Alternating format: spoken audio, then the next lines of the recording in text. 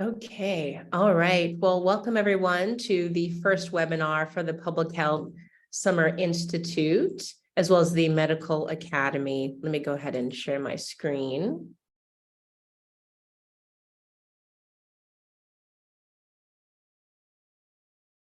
All right. So thank you so much. So I'm Dr. Candace Carpenter. I'm one of the co-chief executive officers of the Boston Congress of Public Health. I'm also the director from the Public Health Leadership Summer Institute, as well as the Medical Academy. So today we have an informational session going over briefly some of the aspects about the Leadership Institute Medical Academy. And then we also have one of our esteemed faculty members who has joined us. We'll hear a little bit of about what Joanna Tudela is doing a little bit later. But I'll go ahead and I'll jump into some of the aspects about the Public Health Leadership Summer Institute and Medical Academy. So as some of you may know, we'll be having 4 sessions this summer in 2023. Coming from 2 different areas in Boston, as well as Washington, D.C., and then Los Angeles as well. And so while some people think that we're located at any given university, we are not. So we'll be actually at a number of different hotels. So the Cambria Hotel in Boston, the Royal Sonesta Hotel in Washington, D.C., and then the East Central Los Angeles Hotel in Los Angeles. However, we are within 1 minute to 10-minute walking distance from a number of different universities, as we've advertised. And the reason we've done that is because we'll be touring all of these universities. So at the first session, we'll be touring the Harvard College campus as well as the MIT campus. During session 2, we'll be touring Harvard Medical School, as well as the Longwood medical area that surrounds Harvard Medical School, as well as the Harvard School of Public Health.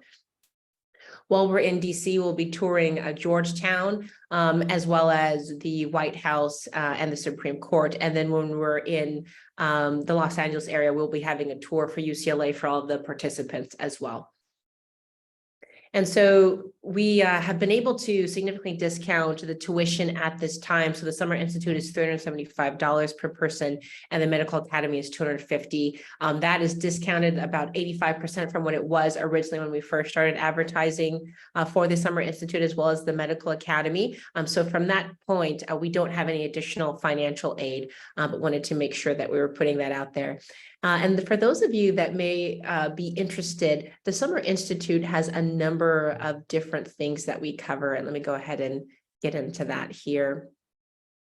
So each session has about anywhere from 20 to 23 different courses for the Summer Institute Public Health.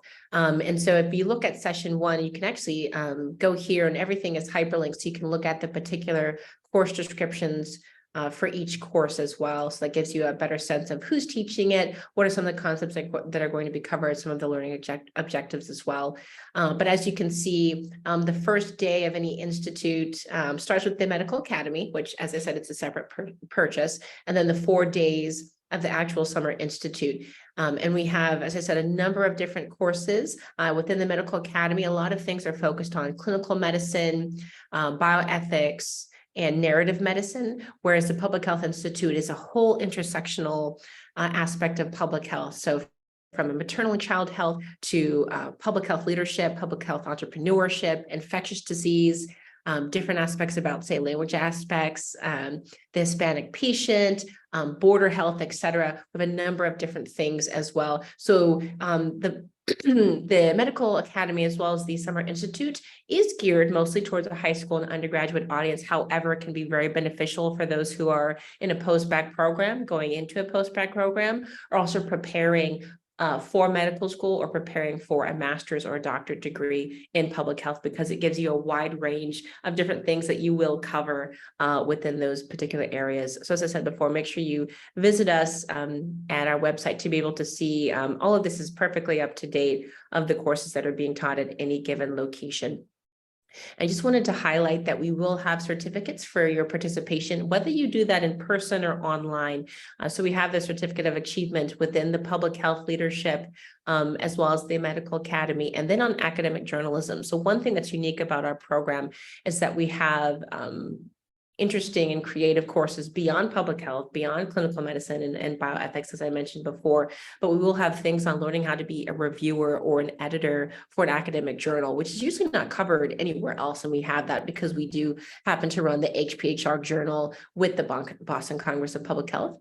And we also have courses on time management, productivity, exceptional resume writing, exceptional interviewing, as well as we do have a professor who will be teaching about how to have enhance emotional intelligence as well as happiness within your personal and professional life. So lots of interesting goodies there beyond just the typical, as I said, public health and clinical medicine.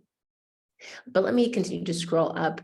So I wanted to draw some attention to the download aspect that we do have. So you'll be able to see our flyer, the program that I just showed you before, our faculty roster and the course descriptions all in one place. But as I said before, there's a number of places on the website that you're able to see these as well. And then also within the faculty roster, if you'll click here, not only do you have the welcome message from myself, the director of the Public Health Leadership Summer Institute and Medical Academy, you have all of the different things about our faculty, which is an international, very diversified in background as well within public health, medicine, biotechnology, social work, you name it. We have quite the panoply of expertise in all of our faculty as well. So you can learn more about them. And then let me take you back here.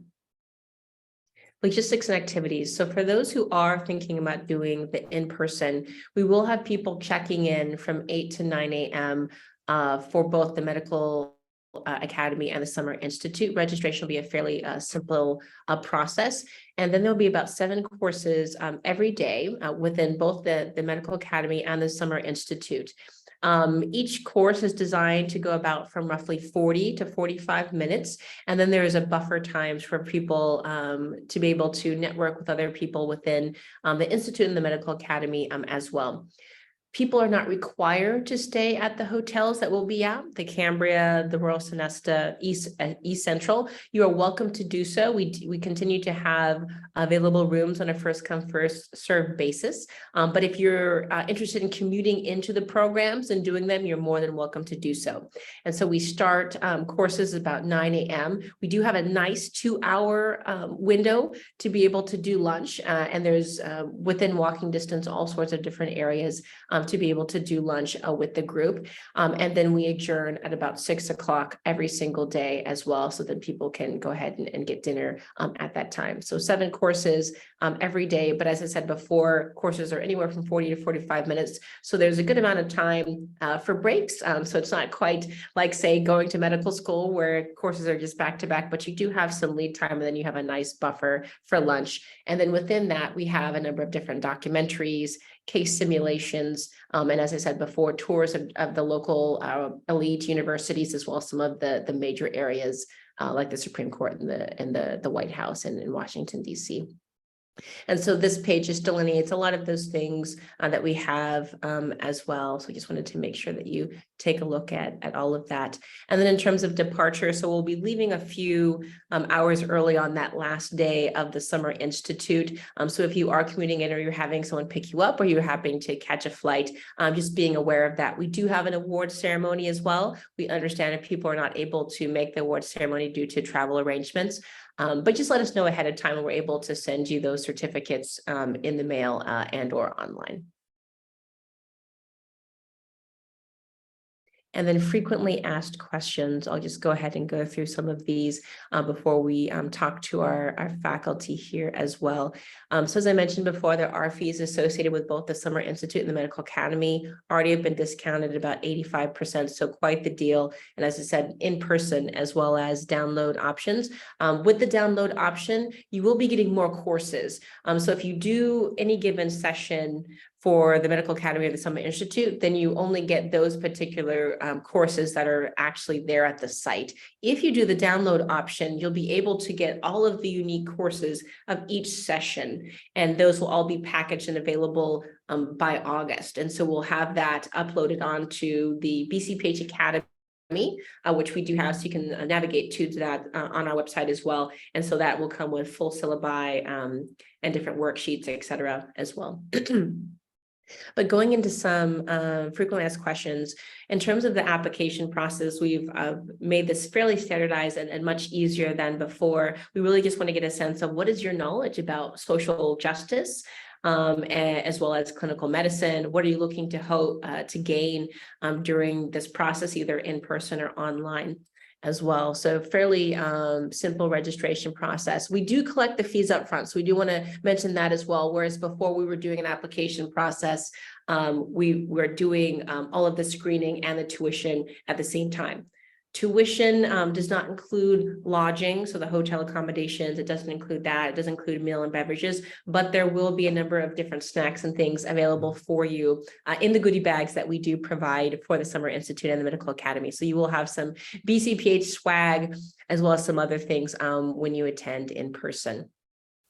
As I said before, this is a very diverse learning and inclusive community. So we are geared towards high school and undergrad, as well as post-bac, but we do have some individuals from the community who are either gearing up to do their master's or their doctorates in public health or medical school or some other health profession, even social work. But it also can be for people who, say, for instance, don't maybe have a more niche expertise in public health and want to be able to be exposed to some of the other things within public health. That could be something, as well as other people within the community who've never really looked at public health beyond, say, infectious disease or COVID-19 as being synonymous with public health. We really expose you to all the different ways that health is impacting your community as well as the international community. So very interesting opportunity for all different kinds of people, no matter where you are. And we've geared the curriculum so that it can be digestible, as I said, from high school all the way above. As I mentioned before, classes start from 9 a.m. They end at about 6 p.m. and we have a 2-hour block window for lunch for people to do whatever they'd like to do as well. Some of the benefits, as I said before, we're doing the in-depth tours of Harvard University, MIT, the Harvard Medical Campus, Harvard Public Health School, the Longwood Medical overall campus or area as well. Georgetown University, the White House, the Supreme Court in Washington, D.C., as well as UCLA.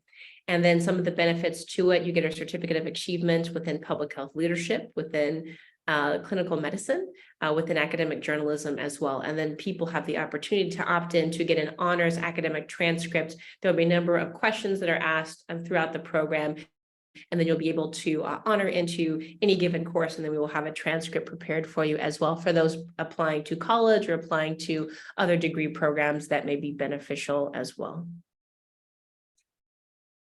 For high school students, we will have supervision for those who happen to either commute in and or stay over. So we do have resident advisors that will be available as well to be able to go out during meals and during activities that we have as well. For those who are staying, there will be a 10 p.m.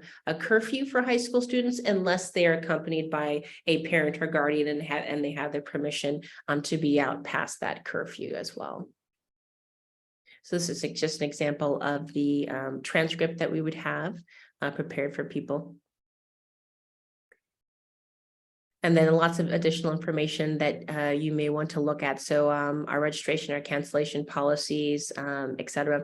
We will be taking pictures during that. And so we have had people sign the media release form. We did drop that from the application most recently. However, if you do attend in person, we will ask you again if you're comfortable signing the media release form. And this is basically for us to be able to just advertise certain things that we take pictures of at the event for future events as well. But if there's any issues with that, feel free to email us at communications@bcph.org. And we're happy to discuss any questions or queries that you might have. So I will go ahead and I will stop sharing my screen right now. And I see Dr. LeCompte has joined us. Awesome. I wanted to, greet everybody and, put another face to the BCPH name that's putting on the Institute. So, but what a wonderful discussion you've led here today, Candace, already. Okay, thank you so much. I was just going on and I had no idea who was available. Yeah. But did you want to do a brief introduction, Circe? Yes, that would be lovely. So my name is Dr. Circe Gray Lecomte. I'm co-CEO of BCPH with Dr. Candace Carpenter. And we're just so pleased to announce and offer to everybody the Summer Institute and Medical Academy. It offers basically the type of program that we as academics and folks who are very interested in public health and health equity and social justice wish that we had had access to when we were high school students and undergrads and looking toward doing advanced research in the field of public health. So many people do not have access to this type of programming and coursework and even knowledge that public health exists until they're well into their college and graduate school careers. So we wanted to make sure that those who were deciding their future and are interested in issues of health equity and social justice have access to this information in advance and in such a way that really engages them and encourages them to move forward in their work, even if they don't pursue a career or a degree in public health or any kind of related field. It can really help enlighten how to incorporate equity and justice into any kind of work or research that you're doing in the future. I saw that Dr. Candace had already laid out the logistics of the program, but I just wanted to provide that kind of insight that I personally had, as well as I know you do as well, Candace, in terms of the Institute. But I don't want to hog the stage. I wanted to hear from our other faculty person who has joined us as well. Yeah, thank you so much for that, Circe. So yeah, we wanted to invite Joanna Tudela, one of our faculty for the Public Health Summer Institute. Joanna, go ahead, feel free to introduce yourself to the audience. Yes, thank you so much. I am so excited to be here with everybody. My name is Joanna Tudela. I am a language access consultant and trainer. So my background is, first of all, I'm an immigrant. I was born in Portugal. I grew up in Venezuela. I moved to the US when I was 18, not knowing English, not knowing anybody. So it's been a process of 18 years learning how to get everything. I was one of those people that never heard about public health until I was already done with my second master, like with my first master's. So yes, absolutely. Getting this information early on is so vital. Especially for those communities that are not used to, knowing about public health and things like that, if you're an immigrant, things like that. So I did a bachelor's of science in medical lab at Rush University in Chicago. And then I did a master's in translation and interpreting studies at Wake Forest University. After a while, I coordinated an interpreting and translation program in North Carolina. And then I did a master's in public health, a specialty with health education. And at that time, I wasn't really sure how to explain why I went from the lab to being an interpreter or a translator in medical field and then doing public health. But then I discovered this wonderful thing in public health called culturally and linguistic appropriate services class standards. And I was like, there we go. That is the combination of everything I've done. Now it has a title, it has a name, and it has a focus, which is creating language access, because language is a right in the United States. So people can get service, especially health services, in the language of preference. So that's what I do. I help health organizations make sure that they implement these laws beyond, just having the translator or the interpreter right in front of you when you're seeing the provider, but looking at it as a whole in a very comprehensive way. And I am very excited to share this very particular area within public health with everybody, because really it can be applied to anything, even if, as Dr. Lecomte was saying, even if you don't do anything in public health, you'll definitely get to take with you language access, because it really applies to education, to legal fields, to anything. If you work with anybody that doesn't speak English well enough to have those services, it will apply. So I'm very excited about being here. Thank you. Awesome. Well, we're super excited to have you as well, like on the faculty, Joanna. And so if you could tell the audience a little bit more about, so you're teaching two different courses, one on language access is one on the Hispanic patient. Can you tell us a little bit more about those courses and what the audience can expect if they were able to attend your courses? Yeah, absolutely. So I grew up in Venezuela, so I'm Latina, even though I'm Portuguese. So I have a lot of knowledge and experience working with immigrant communities, especially the Latino community. So this specific course focus on how Hispanics have very specific cultural values that need to be addressed when providing any type of services within public health. So we're going to be talking about, what are the demographics of the Latino community, because we're very diverse within ourselves. And then our specific needs when it comes to health disparities and things like that. But we also going to be focusing on what are our cultural values that can be a barrier to care and how you can address them if you are providing services. So it's a very comprehensive way for you to understand about this particular population within healthcare and how you can, make some modifications on how services are provided so you can really achieve results with this community, like making sure they complete their treatment adherence, because they have very low treatment adherence because they don't understand, or how you really understand how we make decisions as a family instead of as an individual, which in American culture, we're very individualistic in that way. Like if I go to the doctor tells me you need surgery, I'll be like, okay, let's schedule it, let's go. But when you're talking with Latinos, for example, Hispanics, that's not the answer you're gonna get. You're gonna get more like, wait, I need to speak with my spouse. I need to figure out what we're gonna do with the kids. It's a family decision, and that is very important to acknowledge and understand that your Hispanic patient is not going to walk out with the next appointment ready, because there's all these other things that need to be in consideration. So that's like a very short example of what we're going to be covering in that course.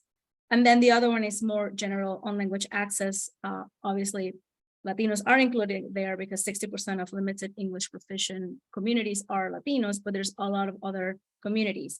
So we're going to talk about how, by providing quality translators and interpreters, not family members, and especially not kids, you can really bridge those gaps in communication and really make sure that you reduce disparities and especially increase safety, because limited English proficient patients or LEPs, they have very high and significant disparities when it comes to harm. Reporting of harm that goes from moderate to even death.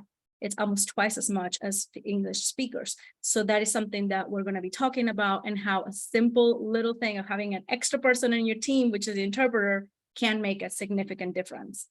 So that's going to be the topic of the next one.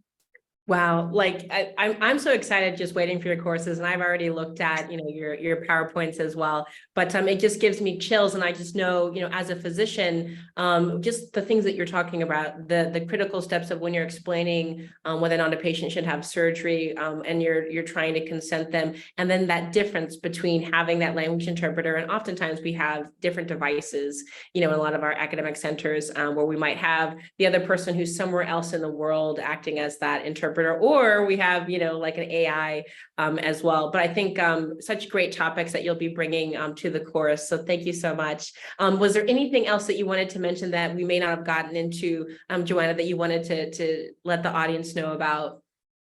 No, I think we covered everything. I invite all of you to join. I think you're going to get a lot of things out of it, even if you change path later on. Whatever you are learning in all the sessions, you can definitely apply, because one of the things I love about public health is that everything is public health. Like whatever you can think of, you can make it public health. Transportation, education, legal, anything you can think of, housing, everything is public health, because health is everything, really. So you won't regret being part of this. Awesome. Thank you so much. And I think what I really enjoyed about your description of your courses just now is that they're very exciting, and that you come from a background that's quite different than what you're doing now. And it really does inform your approach to your current work and to these courses, and that you're going to be sharing it with folks who are really starting out in their careers. So it's very exciting. Really appreciate your insights. Yeah, and I will say too, you both kind of sparked an insight that I had as well. Cersei, with you saying the way that how people get into public health, and it might be changing now, but I think Mhm. for myself, yourself, Joanna, it may have been a little bit longer, right? Because public health wasn't something I knew about in high school. I didn't know Yeah. about this until I had already gone to medical school, and we had like maybe 30 minutes in our entire 4-year curriculum on public Mhm. health, right? Where this is an incredibly rich and vast field. As Joanna said, every single thing you can think about actually involves public health. And no matter what you decide to go into, government law, business, social work, biochemistry, etc., public health will touch your life, if not just on a professional sense, on a very personal sense. So this is a great course to be able to enhance your understanding of that. But Dr. LeCompte, you're also one of our faculty members, and I will put you on the spot briefly. Can you, you're teaching a number of courses at the Institute. Can you tell us Mhm. about either 1 or 2 courses that you're very excited about, and some things people can look forward to? Well, Dr. C, I'm so glad that you came back to me because like Joanna, I come from a very different background than public health. I actually come from the communications arena. I was a director of communications at a national nonprofit called the National Minority AIDS Council, and I was producing publications. I was managing websites. I was doing IT and infrastructure and plugging things in. And I had an opportunity to leverage my skills in anthropology because that was like one of my fields of academic endeavors as an undergraduate and then in doing my master's. And I realized I wanted to be doing something in research in HIV because it was an HIV organization. And that set me on the path of where I am now. I went ahead and did my Master of Science and then my Doctor of Science at Harvard, and haven't looked back since.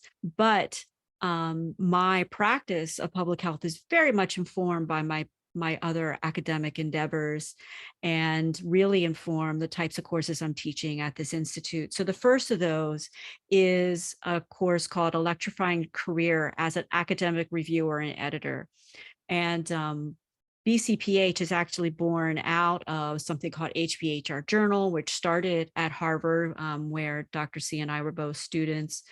And we wanted to share the skills that we brought to managing HBHR Journal and then taking it as an independent publication to folks who might be interested in pursuing a health communications career. So with this course, you're going to learn all about academic publishing, how to be an academic reviewer, and also how to join an editorial board and what that entails. And with this course and successful completion of it, you can earn a certificate both as a reviewer as well as being an editor. So that's a very exciting endeavor there.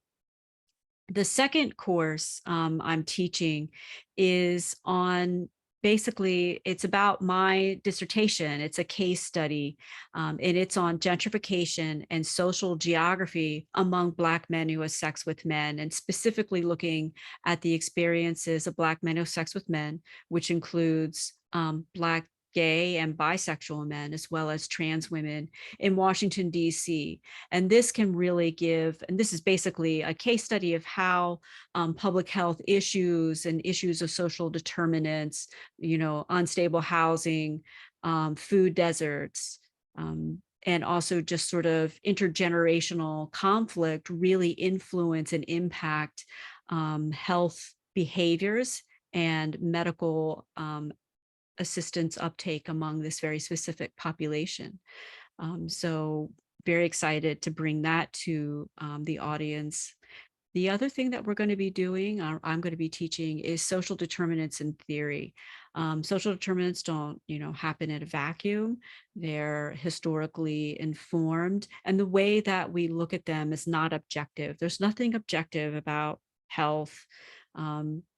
Basically, it's all socially determined, and how we think about how things are socially determined are framed by the lenses that we use. And those are theoretical approaches, and they're very important in public health. And we're going to be going over population theories.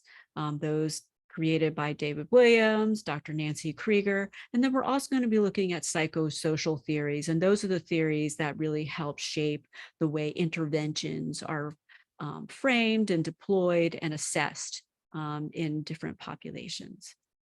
And then in addition to that, I'm going to be teaching qualitative methods. And you can really think about qualitative methods are sort of anthropological or ethnographic methods that are deployed to better understand at a more direct level or individual level and the community level, how the health experiences of a population. So for instance, I talked about in my case study, the experiences of Black men who have sex with men in Washington, D.C. These types of works can be done with any population. And when you use different qualitative methods, such as interviews, photo voice, network canvas, which allows you to do social network analysis, it really gives you an idea of how a population is living. And it gives you a different insights than what you would get through perhaps, say, a quantitative survey where you might do traditional sort of ordinary least squares, regression analyses, or even multi-level analysis. So those are the courses I'm going to be teaching. I'm excited to share some information with the audiences and meeting folks and answering questions. So. That was amazing, just as Joanna's descriptions, and for the audience, especially for our high schoolers listening as well, you may have heard a number of different terms. I was starting to count the number of different very public health and or other types of terms.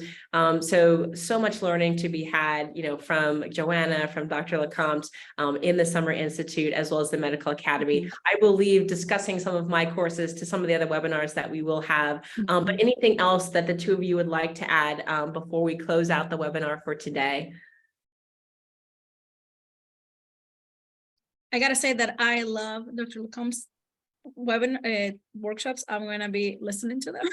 I'm also an HIV prevention trainer for the CDC, so this is right up my alley because I love talking about that because it's so important in minority and vulnerable populations. So, see, as a faculty member, I want to be learning as well. I'm excited. Oh, and same to you, Joanna. Just so excited about your courses. And we didn't get to hear from Dr. C about her courses, but trust me, they're amazing. And just as amazing as she's been on this call today talking about the Institute. So learning all around. Yeah, absolutely. Absolutely. So many courses. As I said, there's about 50 unique courses that we'll be teaching across this entire summer, sessions 1 through session 4. So if you get the online download version, you have access to all of those. And essentially that's getting a course for less than $15 at the prices that we have right now. But if you can join us in Boston, in Washington, D.C., or in Los Angeles, you get the benefit of meeting Dr. LeCompte, Joanna, myself in person, seeing all these wonderful things, within the areas that we're going to be in, and then being able to have that kind of up close in-person networking as well. So I will go ahead and conclude for today. If you haven't made it towards this webinar and like to come to other ones, we'll have one this Thursday as well as next Tuesday and the following Thursday as well. Same time, 1 to 2 p.m. Eastern time. Thank you so much to everyone for joining. Thank you, Joanna. Thank you, Dr. LeCompte. Thank you. Thank you. Take care, everybody.